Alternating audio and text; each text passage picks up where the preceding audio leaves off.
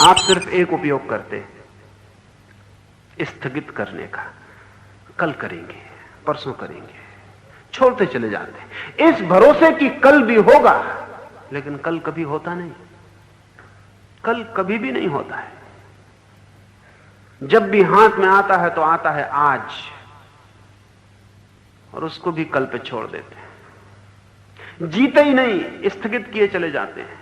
कल जी लेंगे, परसों जी लेंगे, फिर एक दिन द्वार पर मौत खड़ी हो जाती है, वो क्षण भर का अवसर नहीं देती, और तब हम पछताते हैं। वो सब जो स्थगित किया हुआ जीवन है सब आंख के सामने खड़ा हो जाता है कि क्या क्या जी सकते थे, क्या हो सकता था, कितने अंकुर निकल सकते थे जीवन में, कितनी यात्रा हो सकती थी, वो कुछ भी ना हो पाई। तब पीछे लौट के देखते हैं तो कुछ तिजोरियों में रुपए दिखाई पड़ते हैं जिनको भर लिया जीवन के मूल्य पर। कुछ लड़के बच्चे दिखाई पड़ते हैं जिनको बड़ा कर लिया जीवन के मूल्य पर। वे चारों तरफ बैठे हैं खाट के और सोच रहे हैं कि चाबी किसके हाथ लगती। रो रहे हैं लेकिन ध्यान चाबी पर है। इनको बड़ा कर लिया जीवन के मूल्य पर। हिसाब किताब, खाता, बही, बैंक सब चलेगा, आप हट जाएंगे। आपका खाता किसी और के नाम हो जाएगा, आपका मकान किसी और का निवास स्थान बन जाएगा, आपकी आकांक्षाएं किन्हीं और के भूत बन जाएंगी, उन पर सवार हो जाएंगी और आप विदा हो जाएंगे। और आपने सारे जीवन जो भी मूल्यवान था उसको स्थगित किया। हम धर्म को स्थगित करते हैं और अधर्म को जीते हैं। क्रोध हम अभी कर लेते हैं, ध्यान हम कहते हैं कल कर लेंगे, प्रार्थना हम कहते हैं कल कर लेंगे, बेईमानी हम अभी कर लेते हैं, धर्म को करते हैं स्थगित, अधर्म को अभी जी लेते। लेकिन क्यों? हमको भी पता है कि जो कल पे स्थगित किया वो हो नहीं पाएगा, इसलिए जो हम करना चाहते हैं वो आज कर लेते हैं, जो हम नहीं करना चाहते और केवल दिखाते हैं कि करना चाहते हैं वो हम कल पे छोड़ देते हैं। इसमें गणित है साफ। कोई महावीर कोई पता है ऐसा नहीं, हमको भी पता है। हमको भी पता है क्रोध करना हो अभी कर लो, हम कभी नहीं कहते कल क्रोध करेंगे। तो हम करना चाहते हैं, हम भी जानते हैं आज कर लो, समय का कोई भरोसा नहीं। महावीर ही जानते हैं ऐसा नहीं, हम भी जानते हैं। जो हम करना चाहते हैं अभी कर लेते हैं, जो हम नहीं करना चाहते हम बेईमान हैं। नहीं करना चाहते तो साफ कहना चाहिए नहीं करना चाहते, लेकिन हम होशियार हैं, अपने को धोखा देते। हम कहते हैं करना तो हम चाहते हैं लेकिन अभी समय नहीं, कल कर लेंगे। इसे ठीक से समझ लें, जिसे आप कल पर छोड़ रहे हैं जान लें आप करना नहीं चाहते। ये अच्छा होगा, ईमानदारी होगी अपने प्रति कि मैं करना ही नहीं चाहता।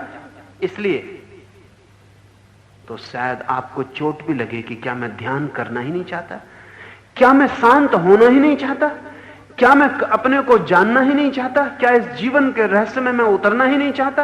अगर आप ईमानदार हो तो आपको चोट लगेगी, शायद आपको ख्याल आए कि मैं गलती कर रहा हूं, ये करने योग्य जो है मैं छोड़ रहा हूं। होशियारी ये है कि हम कहते हैं करना तो हम चाहते हैं, कौन मना कर रहा है। मेरे पास लोग आते हैं वो कहते हैं साधना में तो हम जाना चाहते हैं, कौन मना कर रहा है, लेकिन अभी नहीं। यह तरकीब, इस तरकीब में उनको यह नहीं दिखाई पड़ता कि जो हम नहीं करना चाहते उसे हम भ्रम पाल रहे हैं कि हम करना चाहते हैं। महावीर कहते हैं काल है निर्दयी और शरीर दुर्बल। काल पर भरोसा नहीं किया जा सकता, उससे हमारा कोई संबंध नहीं है, और शरीर है दुर्बल।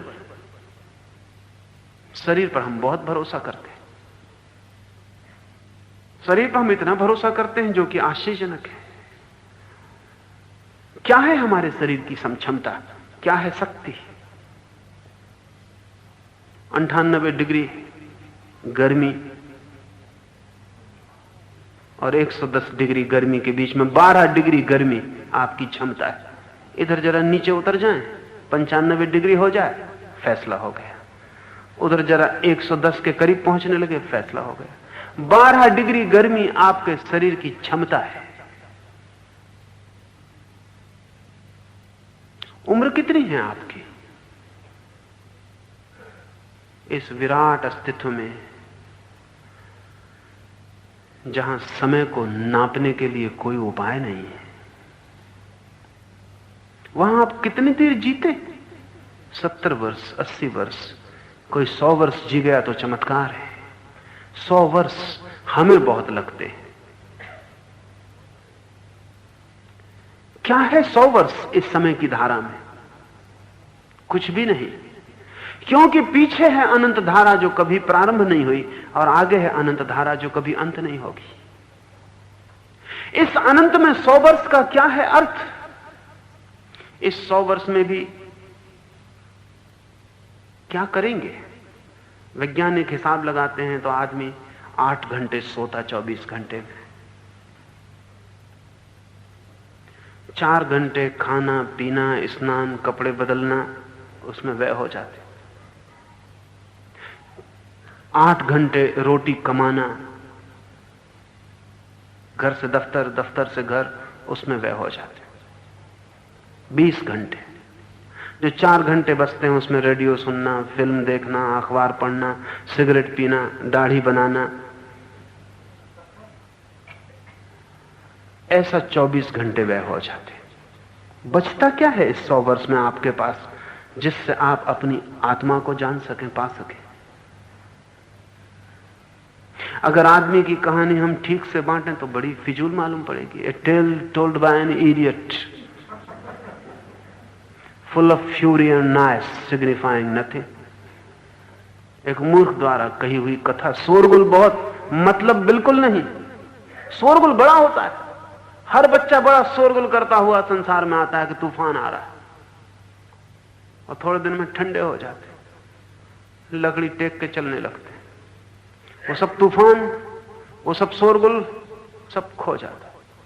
आंखें धुंधली पड़ जाती, हाथ पैर कमजोर हो जाते, बिस्तर पे लग जाते।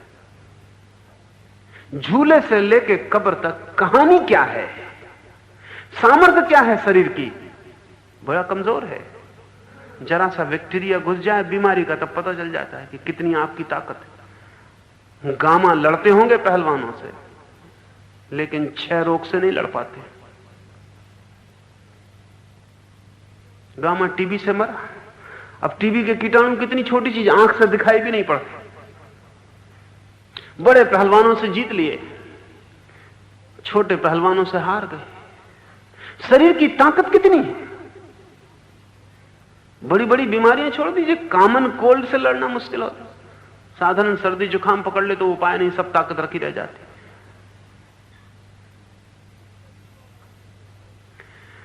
इस शरीर को अगर हम भीतर गौर से देखें, इसकी क्षमता क्या है? हड्डी, मांस, मज्जा, इसका मूल्य कितना है? वैज्ञानिक कहते हैं 5 रुपए से ज्यादा नहीं, वो भी महंगाई की वजह से, आपकी वजह से नहीं।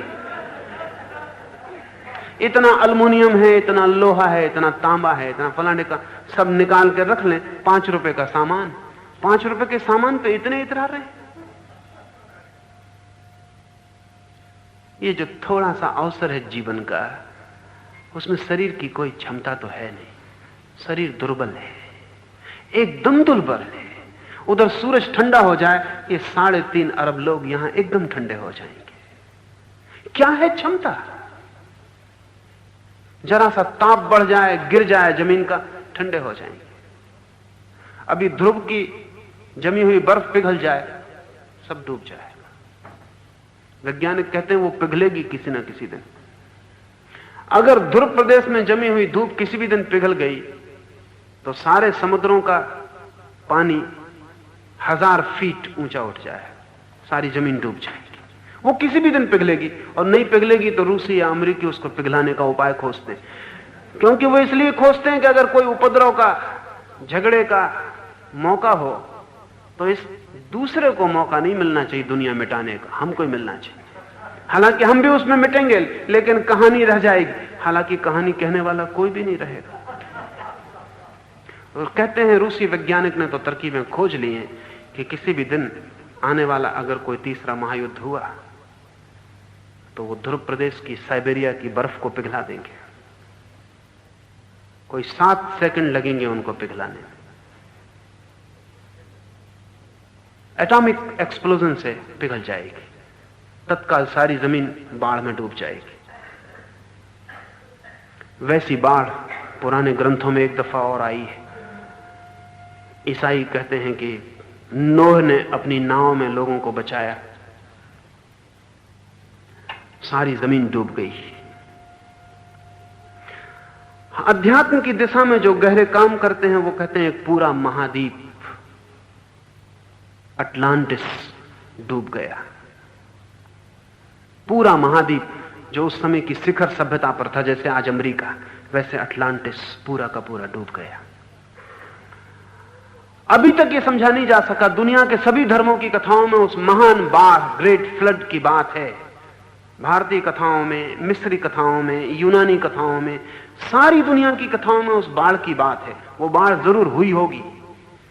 जब से वैज्ञानिकों को पता चला है कि ध्रुव की बर्फ पिघलाई जा सकती, तब से यह संदेह है कि वो बाढ़ भी किसी युद्ध का परिणाम थी। वो अपने आप नहीं हो गई थी, किसी महायुद्ध में किसी महासभ्यता ने बर्फ को पिघला डाला, सारी जमीन डूब गई। वो महाप्रलय थी। वो कल फिर हो सकती है। आदमी का बस कितना है? हिरोशिमा पर बम गिरा, जो जहां था वहीं सूख गया 1 सेकंड में। एक तस्वीर मेरे मित्र ने मुझे भेजी थी। एक बच्ची सीढ़ियां चढ़ के अपना होमवर्क करने ऊपर जा रही, रात 9 बजे। वो अपने किताब, बस्ता, बही के साथ सूख के दीवार से चिपक गई, राख हो गई। 1,20,000 आदमी सेकंडों में राख हो गए। उनकी भी आकांक्षाएं आप ही जैसी थी, उनकी भी योजनाएं आप ही जैसी थी। उन्होंने भी समय का बड़ा भरोसा किया था, उन्होंने भी शरीर का बड़ा बल माना था। वो 1 सेकंड नहीं रुकता। अभी हम यहां बैठ के बात कर रहे हैं, 1 सेकंड में सब रुक जा सकता है और कोई उपाय नहीं शिकायत का। महावीर कहते हैं शरीर है दुर्बल, काल है निर्दयी। ये जानकर भारंड पक्षी की तरह अप्रमत्त भाव से विचरण करना है।